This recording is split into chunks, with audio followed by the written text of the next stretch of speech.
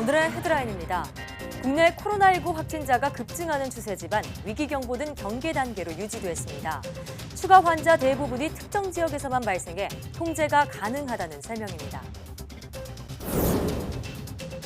정부가 코로나19로 어려움을 겪는 ICT 기업 지원책을 발표했습니다. 이에 따라 ICT 연구개발 기업은 정부 납부 기술료가 유예되거나 감면됩니다. 최근 줄기세포를 이용한 다양한 질병 치료 연구가 진행되고 있습니다. 줄기세포 핵심 물질을 이용하거나 로봇과 결합해 관절염 치료 등에 활용하는 건데요. 과학본색에서 자세한 내용 알아봅니다. 지진파는 지진에 의해 발생하는 진동의 움직임입니다. 이 지진파의 성질을 이용하면 지구 내부 구조를 유추할 수 있고 지면의 상대적인 움직임도 알 수 있는데요. 오늘 궁금한 S에서는 지진파에 대해 알아봅니다.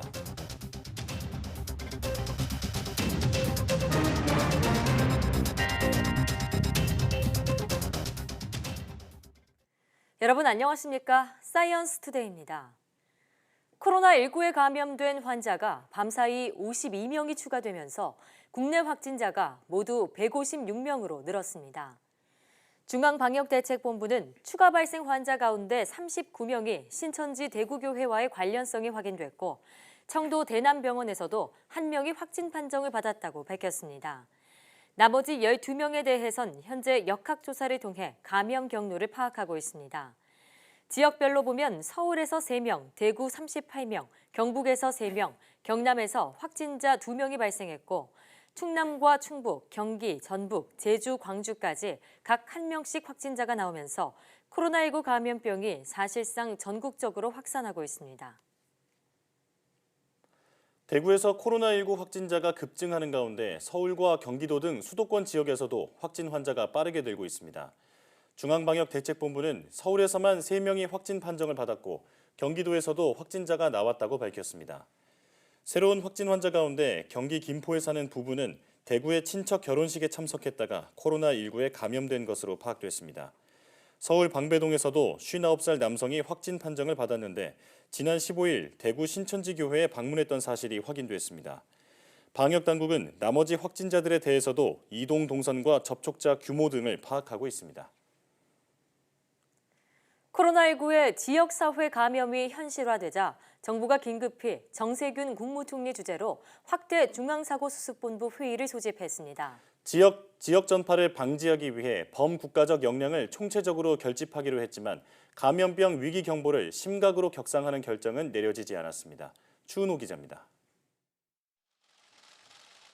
대구, 경북을 중심으로 확진자 발생이 급속히 늘어나자 정부가 대응 방향을 전환하기로 했습니다. 국내 유입을 차단하던 것에서 지역사회 확산을 방지하는 쪽으로 중점을 두겠다는 것입니다. 이를 위해 환자를 조기에 발견해 감염 확산을 사전에 방지하고 병원 내 감염을 막는 데 주력하기로 했습니다. 대구와 경북, 청도는 감염병 특별관리지역으로 지정됐습니다. 최근 확진자가 급증해 어려움을 겪고 있는 대구와 경북, 청도 지역을 감염병 특별관리지역으로 지정하여 특단의 조치를 시행하겠습니다. 이곳에는 병상과 인력, 장비가 전폭적으로 지원되고 군 의료 인력의 투입과 자가격리가 어려운 사람들을 위한 임시 보호시설도 마련됩니다. 정부는 그렇지만 감염병 위기경보 3단계인 경계를 4단계 심각으로 격상하지는 않았습니다. 이것을 심각 단계보다는 경계 단계 수준을 유지하면서 적극적으로 방역을 하는 것이 좋겠다는 그런 결론에 이르렀습니다. 지역사회 전파 초기 단계이고 특정 집단을 중심으로 전파가 일어나고 있어 아직은 통제가 가능하다는 판단에 섭니다. 정부는 다만 총력 대응을 위해 매주 한 번 열리던 총리 주재 확대 중수본 회의를 주 3번으로 늘리기로 했습니다. 또 시도에 구성된 지역재난안전대책본부도 실질적으로 가동해 지역 단위의 방역 체계를 구축하기로 했습니다. YTN 추은호입니다. 정부가 대구 지역에 입원한 모든 폐렴 환자들을 대상으로 코로나19 검사를 진행하기로 했습니다. 중앙사고수습본부는 총리 주재 확대 회의를 열고 감염병 특별관리지역으로 지정한 대구 지역에 있는 폐렴 환자를 대상으로 코로나19 전수조사를 진행한다고 밝혔습니다. 중수본은 병원에서 폐렴 환자를 다른 일반 환자와 분리하는 조치는 물론 다른 병원으로 옮기는 걸 금지할 방침이라고 말했습니다. 또 다른 감염병 특별관리 지역인 청도 지역에서는 청도 대남병원에 있는 모든 환자와 종사자 500여 명에 대해 코로나19 검사가 진행되고 있습니다. 보건당국은 확진자가 발생한 청도 대남병원 정신병동에 입원했던 환자들은 모두 음성 판정을 받았고 국립부곡정신병원으로 이송했다고 설명했습니다. 코로나19 감염으로 첫 사망자가 나온 청도 대남병원에 국내에서 처음으로 의료진이 집단 감염된 것으로 확인됐습니다. 방역당국은 청도 대남병원 확진자 가운데 5명이 간호사라고 밝혔습니다. 의료진 집단 감염이 발생하면서 의료진과 직원은 현재 병원에 격리돼 있거나 자가 격리하고 있습니다. 청도 대남병원에서 코로나19 확진자가 나오면서 방역당국은 시설을 폐쇄하고 직원과 환자 600명을 전수검사하고 있습니다. 충북 증평에 있는 육군 모 부대에서 코로나19 확진자 1명이 발생했습니다. 충북에서 코로나19 확진자가 나온 것은 이번이 처음입니다. 충청북도 등에 따르면 증평군 보건소가 장교 31살 A씨의 검체를 채취해 검사를 의뢰한 결과 확진 판정을 받았습니다. 이후 A씨는 국군 수도병원으로 이송돼 음압병실에 격리됐고 현재 상태는 비교적 안정적인 것으로 알려졌습니다. A씨는 지난 16일 자신의 승용차를 이용해 대구의 집에 갔다가 신천지 교회에 다니는 여자친구를 만나고 복귀한 것으로 전해졌습니다. 현재까지 부대 내 A씨 접촉자는 5명이고 이들의 검체를 채취해 조사 중에 있습니다. 충청북도는 질병관리본부와 함께 A씨의 이동 경로와 접촉자를 확인하는 역학조사를 벌이고 있습니다. 국내 코로나19 첫 사망자가 나온 경북 청도의 대남병원은 정신병동 외에도 요양병원과 요양원을 함께 운영하고 있습니다. 현재 직원과 환자 600명을 대상으로 전수조사가 진행 중인데요. 방역당국은 병원 내 감염은 물론 신천지 대구교회와의 연관성도 조사하고 있습니다. 김종균 기자입니다. 청도 대남병원이 전면 폐쇄됐습니다. 코로나19 사망자와 확진자가 나온 정신병동에는 100여 명이 입원해 있습니다. 이곳에 근무하는 종사자도 120여 명입니다. 대남병원은 또 요양병원과 요양원을 운영하고 있습니다. 청도군 보건소도 붙어 있는데 통로가 서로 연결돼 있습니다. 4개 시설을 합치면 직원이 298명, 입원 환자가 302명이나 됩니다. 방역당국은 시설들을 폐쇄하고 직원과 환자 600명을 전수검사하고 있습니다. 문제는 감염 경로입니다. 일단 병원 종사자나 병원에 출입한 외부인이 감염돼 병을 옮긴 것으로 추정됩니다. 병원 내에서의 감염, 교차 감염, 그리고 종사자들의 감염 우려, 그리고 이 종사자들이 다른 요양병원이나 요양원까지를 오염 노출을 시켰을 가능성을 놓고 신천지 대구교회와의 연관성도 파악 중입니다. 이달 초 31번 환자가 청도를 방문한 것으로 확인됐기 때문입니다. 31번째 환자가 2월 초에 청도 지역을 방문한 것으로 확인되어 당시 청도 대남병원 등의 두 발생 사례와 공통적으로 연계된 감염원이 있었을 가능성을 염두에 두고 앞으로도 추가 확진자가 더 나올 가능성이 커 보입니다. 하지만 방역당국은 신천지 대구교회와 청도 대남병원 두 집단 발병 사례의 감염 경로 추적에 어려움을 겪고 있습니다. YTN 김유길입니다.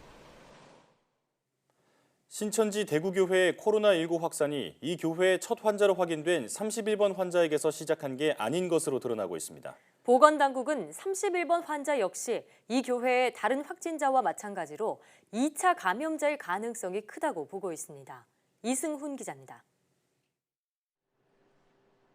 확산의 불안 속에 가장 주목을 받은 환자가 31번 환자입니다. 해외 여행 경력이 없고 확진 환자를 접촉한 적도 없는데 감염이 확인됐고 증상 발현 전후로 4차례 신천지 대구교회를 다녀온 뒤 집단 감염 환자가 대거 확인됐기 때문입니다. 방역당국도 한 장소에서 여러 명의 환자가 발생한 만큼 슈퍼 전파 사례로 인정했습니다. 그런데 하루 만에 뒤집혔습니다. 추적 조사는 진행 중에 있고 저희의 현재의 판단은 이분도 2차 감염자의 가능성을 무게에 두고 조사를 진행하고 있습니다. 31번 환자도 누군가에 의해 감염된 교인 가운데 한 명일 거란 얘기입니다. 이유는 이렇습니다. 방역당국이 추정한 31번 환자의 발병일은 7일 혹은 10일. 그런데 이 교회에서 확인한 다른 환자 역시 비슷한 날부터 발병이 확인됐습니다. 그래서 주목하는 게 신천지 대구교회 9일과 16일 예배입니다. 코로나19 최대 잠복기인 14일을 고려했을 때 2차 감염자 가운데 많은 사람이 9일과 16일에 있었던 예배에 참석했고 그러면서 집단 감염의 속도와 범위가 커졌을 가능성이 크다는 게 보건당국의 판단입니다. 9일과 16일 예배에 참석한 사람은 각각 전여 명, 31번 환자 역시 2차 감염자일 가능성이 커지면서 코로나19 확산에 대한 우려는 오히려 더욱 커지고 있습니다. YTN 이승훈입니다. 광주 지역 코로나19 확진 환자 3명 모두 신천지 신도로 밝혀지면서 광주시가 지역 신천지 신도에 대한 전수조사를 벌이기로 했습니다. 이용섭 광주광역시장은 5개 자치구별로 교인 수, 대구 예배 참석자, 증상자 등을 파악해 1대1로 관리하겠다고 밝혔습니다. 광주시는 교육센터 등을 포함하면 광주 지역에 신천지 시설이 50개 이상 있고 신도는 5만 명인 것으로 추정하고 있습니다. 지난 16일 대구 신천지교회 예배에 참석한 광주 지역 신도 3명은 코로나19 확진 판정을 받아 격리 치료를 받고 있습니다. 광주시는 이들이 다녀간 음식점과 PC방 등 이동 동선에 따른 소독과 일시적 폐쇄 조치를 하고 있습니다. 확진자가 발생한 지방자치단체들은 비상이 걸렸습니다. 지자체장들은 비상 기자회견을 열어 대응 상황을 설명하고 심각 수준으로 대응하겠다고 밝혔습니다. 이시종 충북지사의 발언 들어보시죠. 도내에서도 첫 확진자가 발생하였다는 소식을 전하게 되었습니다. 진심으로 안타깝고 송구스럽게 생각합니다. 확진자의 이동 경로와 접촉자를 확인하는 등 역학조사 중인 가운데 상세한 내용은 확인되는 대로 신속하게 공개하겠습니다. 다만 동확진자와 밀접촉자에 대하여는 현재 격리하여 검체 채취 중에 있습니다. 보정을 코로나19 대응 비상체제로 전환하고 현재 경계로 운영 중인 대응 단계를 심각단계 수준으로 격상하여 철저히 대응하겠습니다. 터미널, 대형마트, 대중교통 등 다중이용시설에 대한 방역을 확대하고 취약계층, 경로자, 어린이, 일선 의료인 등을 위한 마스크와 손세정제 등 방역용품을 확보해서 긴급 수요에 대비하고 있습니다.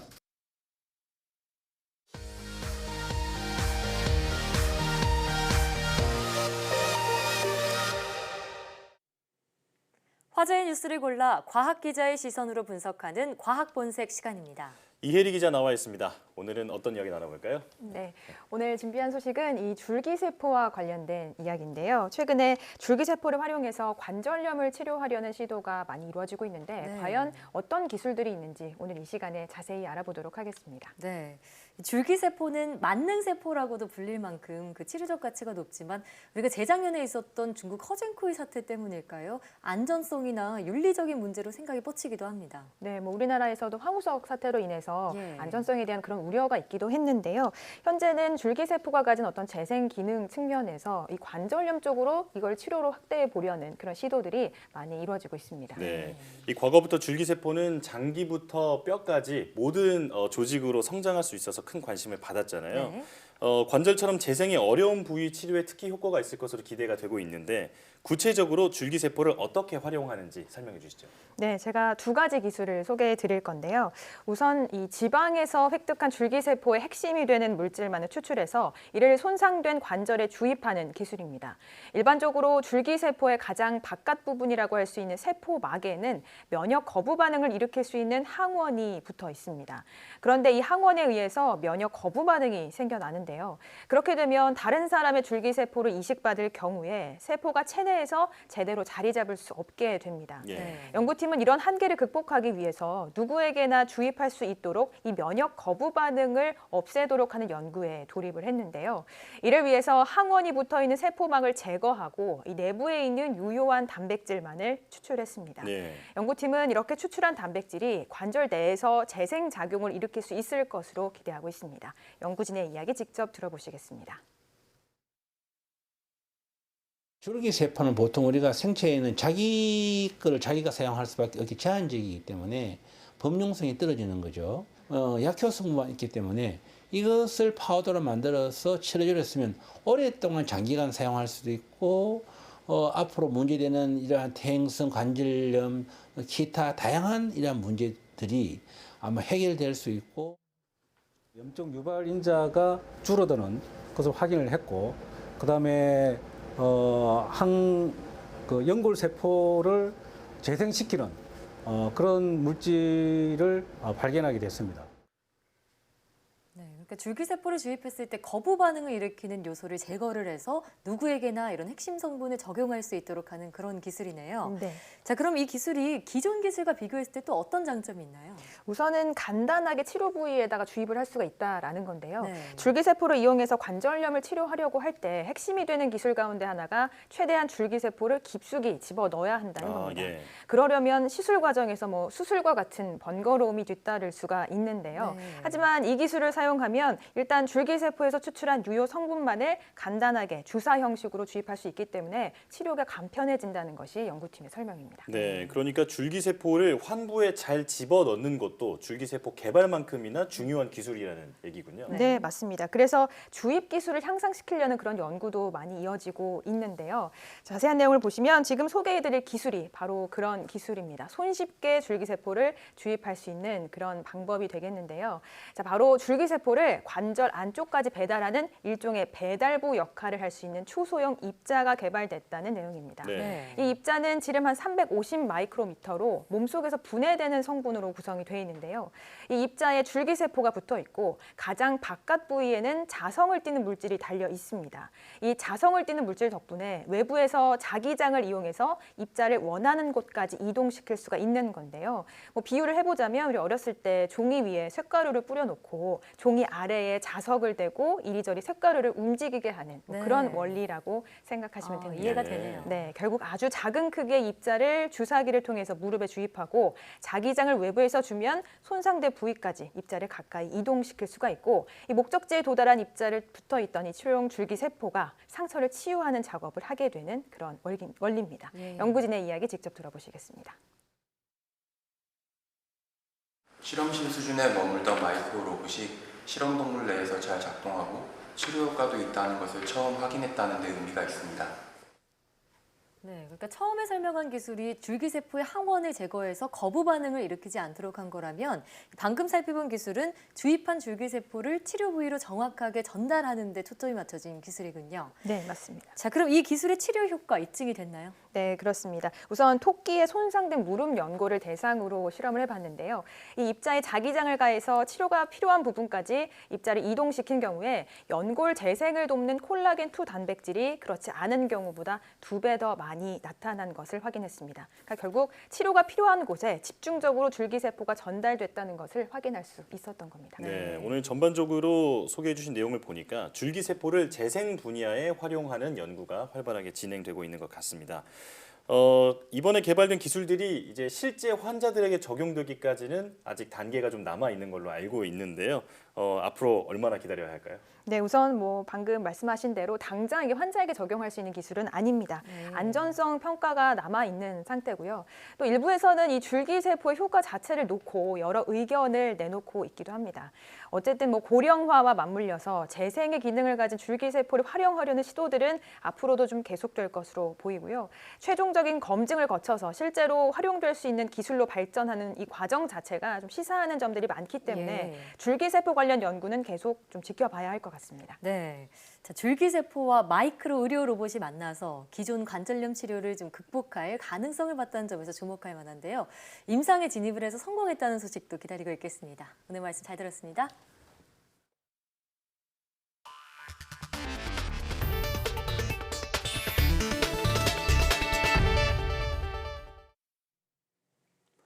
얼마 전 국내에서 코로나19 확산 시 격리병상 부족이 우려된다는 소식 전해드렸는데요. 대구 경북 지역에서 확진 환자가 큰 폭으로 늘어나면서 우려가 현실이 되고 있습니다. 지환 기자입니다. 대구 지역 확진 환자 10여 명이 격리 입원해 있는 대구의료원. 오후 들어 구급차를 통해 확진 환자가 계속해서 들어옵니다. 나머지 확진 환자들도 경북대병원과 영남대의료원 등에 있는 음압격리병실에서 치료를 받고 있습니다. 현재 대구에 갖춰진 음압격리병실은 50여 개, 경북은 30여 개만 가용 가능한 상황. 기존 환자도 있는 상황에서 불과 사흘 만에 신규 확진 환자가 수십 명 늘어나며 병상 확보가 여의치 않습니다. 이동형 음압실을 만들었지만 환자 증가 속도를 고려하면 태부족, 확진자 여러 명이 병실이 없어 자가 격리 상태입니다. 현재 대구시에 있는 모든 음압병동을 가동하고 있습니다. 그래서 현재는 음압병동에 입소하기 어렵습니다. 저희 음압병동에 수용하기는 어려운 상태입니다. 그래서 현재 저희들 보건당국과 이 문제에 관해서 긴밀히 협의를 하고 있습니다. 대구시는 급한 대로 의료원 내 병동 한 곳을 전부 비워 병실 80여 개를 확보할 계획. 하지만 환자의 수가 계속 늘어날 경우 모두 음압병실에 격리하는 건 불가능합니다. 환자 수가 지속적으로 증가할 경우 음압병실 격리 입원이 불가능할 것으로 판단됨에 따라 중증 환자는 음압병실로, 경증 환자는 1인 1실의 일반 병실에 입원시키는 방향으로. 의료 인력과 장비 부족은 물론 다른 지역 이송도 문제입니다. 확진 환자 이송용 음압 카트와 의료진 마스크 등 장비는 절대적으로 부족합니다. 환자를 부산이나 울산, 경남 등 인근 지역으로 이송할 경우 의료 인력 확충은 물론 추가적인 이송 대책도 마련해야 합니다. 무더기 확진 사태에 따라 대구 경북 지역 응급실이 연쇄적으로 폐쇄하고 보건소 전체가 일반 진료를 중단한 상황. 사태가 장기화할 경우 의료 공백에 따른 혼란이 번질 것으로 우려되고 있습니다. YTN 지환입니다. 정부가 코로나19 확산으로 수출 등 어려움을 겪는 ICT 기업 지원을 위해 기술료를 유예 감면해주기로 했습니다. 과학기술정보통신부는 코로나19 ICT 민관 합동대응반 회의를 열고 이 같은 내용의 코로나19 대응 ICT 산업 지원 방안을 발표했습니다. 이에 따라 ICT 연구개발 기업에는 정부 납부 기술료를 유예 감면해주고 기술 개발 자금 융자 검토 기간도 6주에서 3주로 단축하기로 했습니다.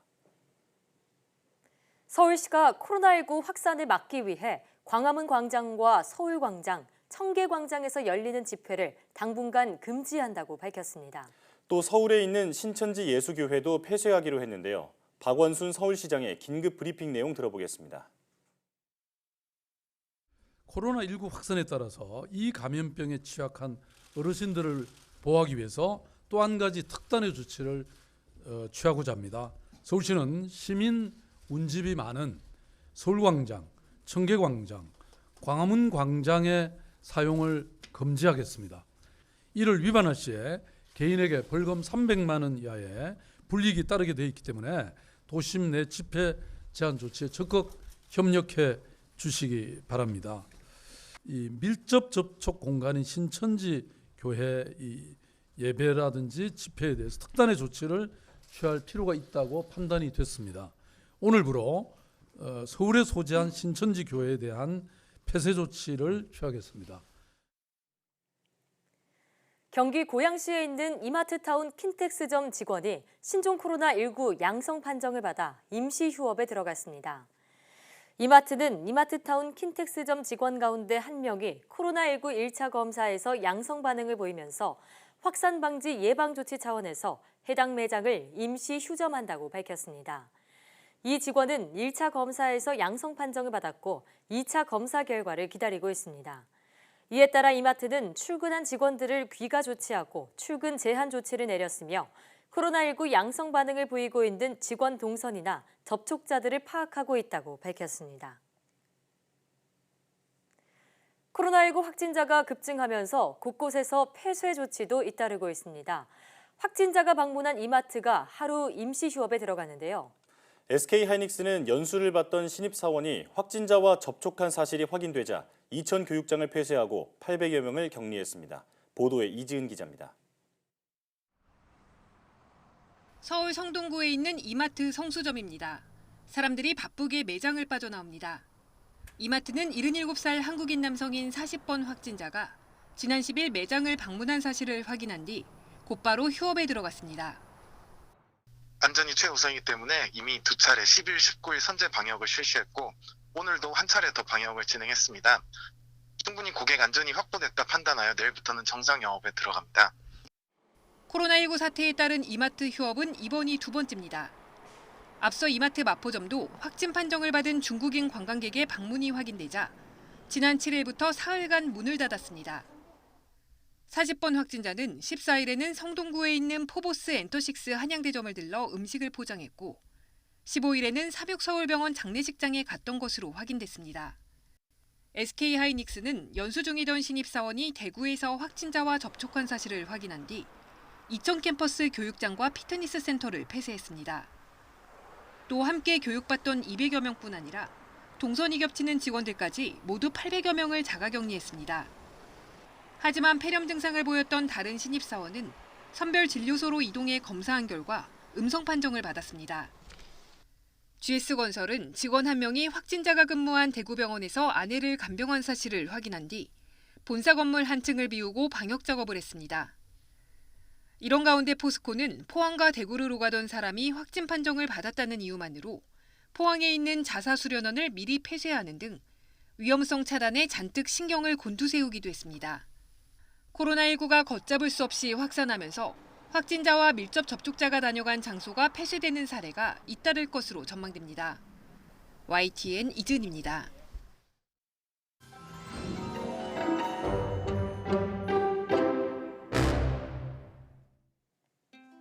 다채로운 과학 문화를 소개하는 과학 산책 시간입니다. 우리가 잠을 잘 때 꾸는 꿈은 보통 꿈인지 현실인지를 구분하지 못하는데요. 하지만 자각몽은 스스로 꿈속이라는 것을 인지하고 통제할 수 있는 꿈을 말합니다. 이 자각몽에서 영감을 받아 제작된 영화가 크리스토퍼 놀런 감독의 인셉션인데요. 영화의 배경은 드림머신이라는 기계로 타인의 꿈에 접속해 생각을 빼낼 수 있는 미래 사회입니다. 주인공 코브는 타인의 꿈에 들어가 생각을 훔치는 특수 보안 요원인데요. 우연한 사고로 국제적인 수배자가 된 그는 모든 것을 되찾을 기회를 얻게 됩니다. 바로 꿈을 통해 타인의 머릿속에 새로운 생각을 주입하는 것이었죠. 생각을 주입하면 기억이 조작되고 현실까지 바꿀 수 있는데요. 인셉션에서 그려낸 꿈의 세계는 놀라울 정도로 사실적입니다. 꿈속에 꿈이 이어지면서 현실과 환상의 경계를 모호하게 그려내는데요.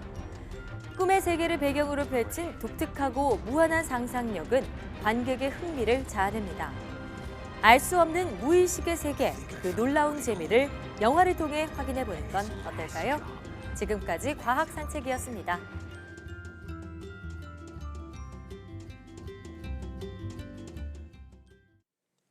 페트병은 지구 환경 오염의 주범으로 인식되고 있죠. 국내 연구진이 페트병을 대체할 수 있는 친환경 바이오 플라스틱의 원료를 값싸고 효율적으로 생산하는 기술을 개발했습니다. 이정우 기자입니다.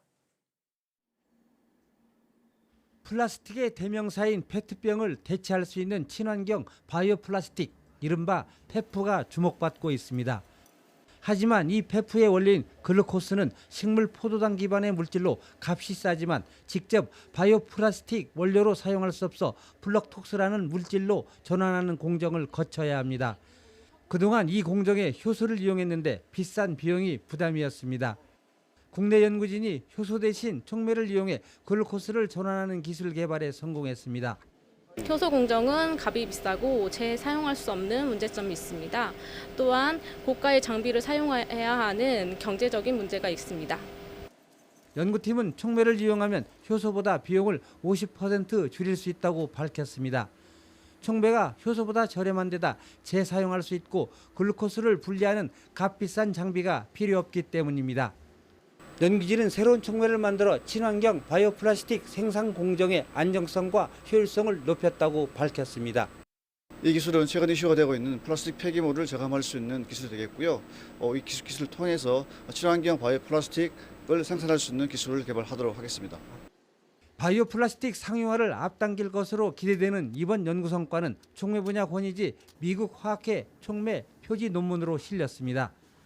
YTN 이정호입니다. 포근한 날씨 덕에 올해 벚꽃은 예년보다 5일에서 8일 정도 일찍 필 것으로 보입니다. 민간 기상사업자인 K웨더는 제주도 서귀포 벚꽃이 예년보다 닷새 빠른 3월 20일에 전국에서 가장 먼저 피겠다고 밝혔습니다. 이어 부산이 3월 22일, 대전 3월 28일, 서울은 4월 2일에 벚꽃이 개화하겠습니다. 벚꽃 절정은 개화일로부터 일주일 뒤로 서울에서는 4월 9일쯤 만발한 벚꽃을 감상할 수 있을 전망입니다. 삼성전자의 두 번째 폴더블 폰 갤럭시 Z 플립 톰 브라운 에디션이 2시간 만에 완판됐습니다. 삼성전자는 공식 홈페이지를 통해 판매를 시작한 톰 브라운 에디션이 새벽 2시 반에 품절됐다고 밝혔습니다. 제품을 사려는 사람들이 몰리면서 홈페이지 접속 장애가 발생하기도 했습니다. 삼성전자가 명품 브랜드 톰 브라운과 협업해 한정 수량으로 내놓은 이 제품은 갤럭시 Z 플립과 무선 이어폰, 시계로 구성되어 있으며 출시 전부터 관심을 모았습니다. 앞서 삼성전자는 폰테크 과열과 매장 앞 줄서기 등에 대한 우려가 나오자 매장 대신 홈페이지에서만 판매하기로 방침을 바꿨습니다. 하지만 판매가 끝난 뒤부터 인터넷 커뮤니티에는 원래 297만 원인 제품에 웃돈을 얹어 판매한다는 글들이 올라오고 있습니다.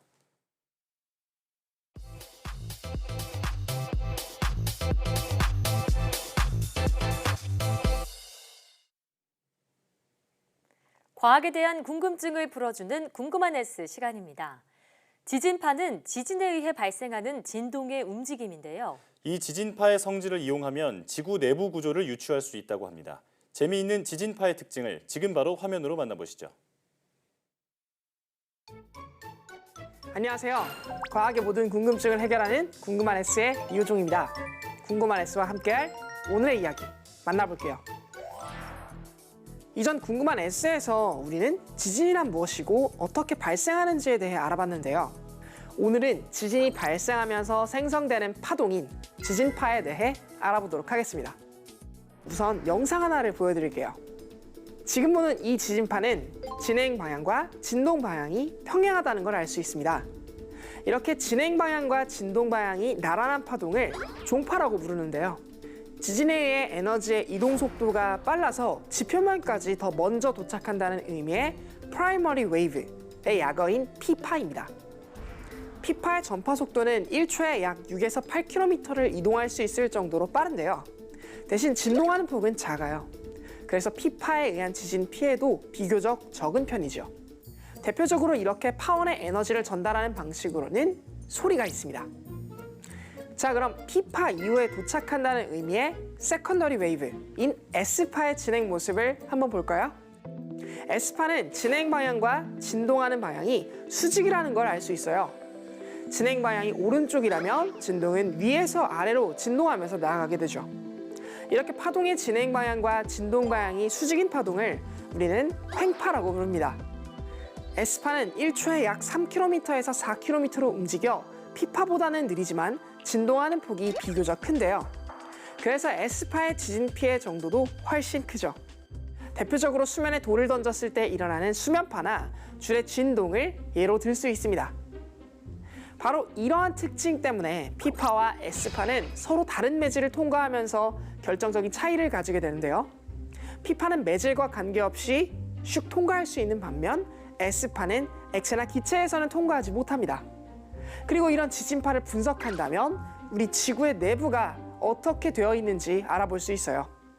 1909년 유고슬라비아의 지진학자인 안드리아 모우로비치치에 의해 획기적인 연구 결과가 밝혀지는데요. 크로아티아에서 일어난 지진 기록을 검토하고 있던 모우로비치치는 지진계에 두 쌍의 지진파가 도착한다는 사실을 알고 그 이유를 밝히기 위해 연구를 시작합니다. 그래서 내린 결론은 먼저 도착한 한 쌍의 P파와 S파는 밀도가 큰 깊은 곳을, 나중에 도착한 P파와 S파는 밀도가 낮은 얕은 부분을 지나갔기 때문이라고 해석했는데요. 그림을 보면서 좀 더 자세히 설명드릴게요.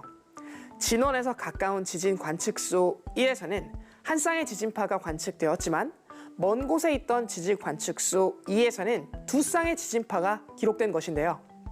모우로비치치는 먼저 도착한 쌍의 지진파가 지하 깊은 곳의 지진파 속도가 빠른 지역, B층을 통과해 왔다고 해석하는 것이죠. 즉 모으면은 A층과 B층의 경계면이라고 할 수 있습니다.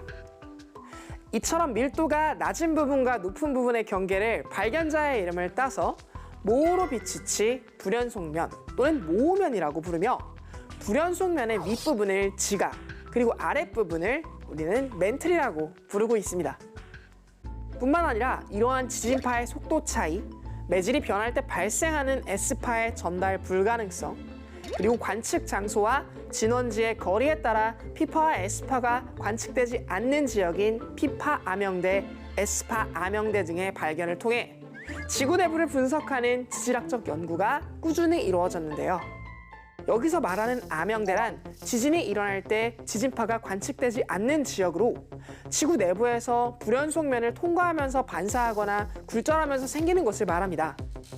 이를 통해 지구 내부는 크게 지각과 멘틀, 그리고 외핵과 내핵으로 이루어져 있다는 사실을 땅을 직접 파보지 않아도 우리는 유추할 수 있었죠. 그런데 여러분, 상식적으로 지진이 발생하면 진도와 규모를 유추할 수 있는 것이 바로 지진계일 텐데요. 땅이 흔들리는 아비규환 속에서 지진계는 어떻게 지진을 정확하게 측정할 수 있는 걸까요? 궁금하지 않으신가요? 일반적으로 지진 시 지상의 모든 물건이 움직인다고 생각할 수 있지만 실제로 실 끝에 추를 매달아 놓은 상태에서는 지면은 흔들리더라도 추는 관성에 의해 제자리에 머물러 있으려고 합니다. 이것을 이용해 움직이는 추의 변화를 추적하면 지면의 상대적인 움직임을 알 수 있죠.